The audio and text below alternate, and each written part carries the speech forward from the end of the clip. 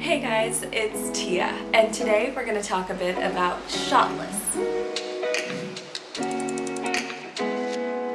So you may be wondering, what is a shot list and do I even need one? Well, if you're planning on working with clients in the future, yes, you do. And actually, I think this is just a great habit to get into as a videographer because it just organizes you, plans you out, and it leads to so little stress on the actual shoot date. So a shot list is basically what its name is. It's a list of the shots from beginning to end that you're going to take in either your commercial, your film, your documentary, whatever it is you're planning to go and do. Before you get to the actual set, you want to be making sure you are planned and you are ready. So I'm going to be going through 6 basic steps on how you need to make a shot list. And it's going to start with a beginner shot list if you're just starting off with film and go all the way up to a professional shot list that you would take onto a set and show people that you're working with. So number 1.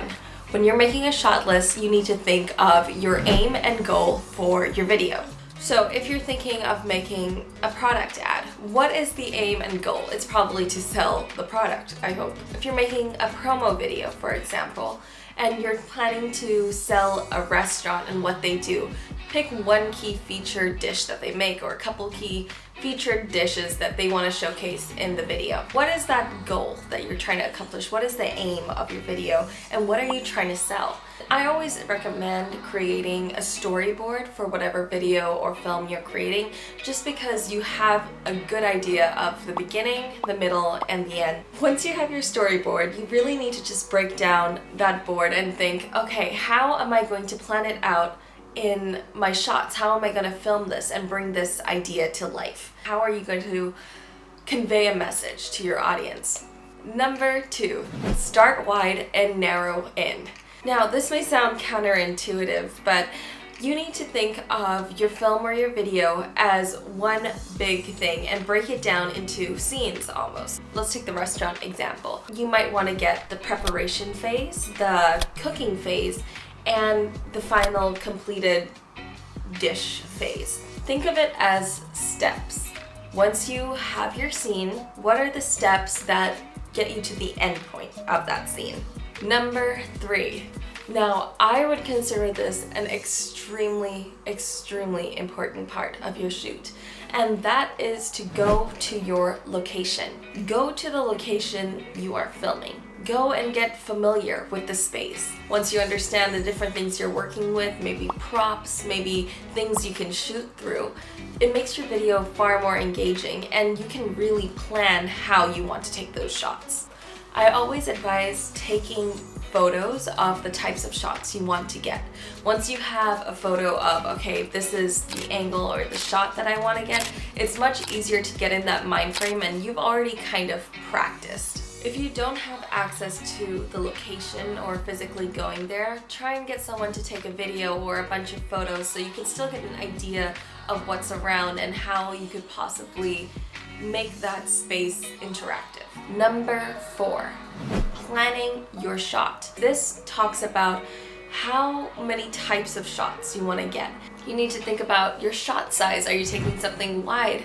Are you taking a medium shot, maybe a close-up, maybe even an extreme close-up? Try to think of the angle of your shot. Is it a high angle? Is it a low angle? Is it straight on? And then once you have that, you really need to think about the movement. Is your shot a static shot? Is it a pan? Is it a tilt? Is it tracking? When you have all of those written down, you have a very clear, distinct idea of what you're shooting and how it's going to be filmed. You also need to consider how many shots are you going to do. Are you going to take 2 angles of the same shot so you can switch between the video? Maybe you're doing a B-roll video or something that requires a lot of movement. You need to make sure to write what the shot ends in. How does it end and how does it start? Number 5. Write down your breakdown. Write down what each shot's gonna entail. Write down those angles, your location, where in the location. All of these things we just talked about, those are the things that need to be written on that shot list. Lastly, number 6.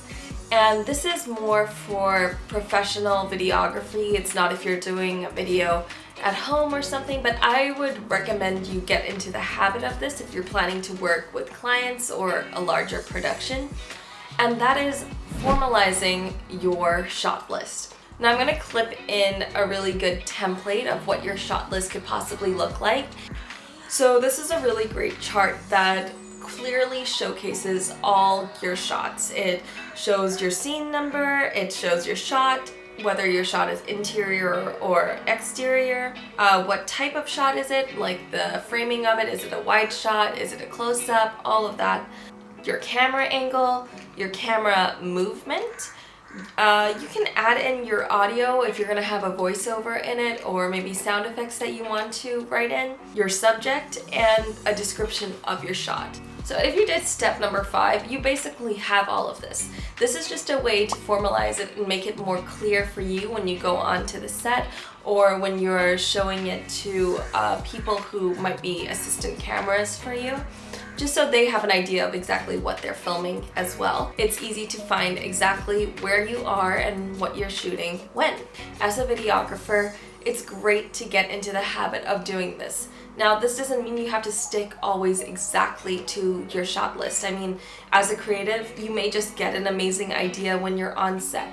But in case those ideas don't come when you need them to, the purpose of a shot list is just so you have an outline and you're not going somewhere unprepared and having no idea what you're gonna do. So use it as a guideline for the day, but don't restrict yourself if you have a better idea that comes up. Well, I hope you enjoyed this video and maybe learned something that you can apply to your videography. If you have any questions for me, leave it down below, and I'll see you in the next one. Bye.